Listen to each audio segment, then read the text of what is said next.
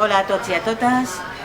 Una gran salutació als companys de rescat i a tothom qui és amic de presos i preses polítiques.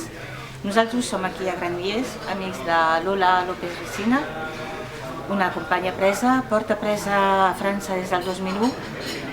Com ens afecta? Ens afecta moltíssim. Ens agradaria poder-la anar a veure cada mes, però això és impossible. La tenim a 1.100 quilòmetres. Hem de fer un fons comú econòmic per poder anar a visitar-la, però bueno, aconseguim anar-hi entre 8 i 10 companys de Granollers 2 cops a l'any. Li fem cartes, li enviem fotos, li expliquem tot el que fem aquí, les batalles, les manifestacions, les lluites.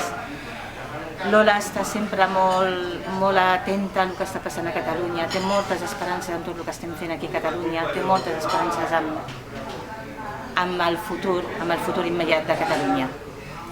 Des d'aquí, doncs, només una abraçada.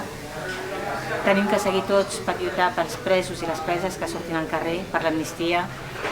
No podem tolerar que presos i preses polítics. Tot això s'ha d'acabar.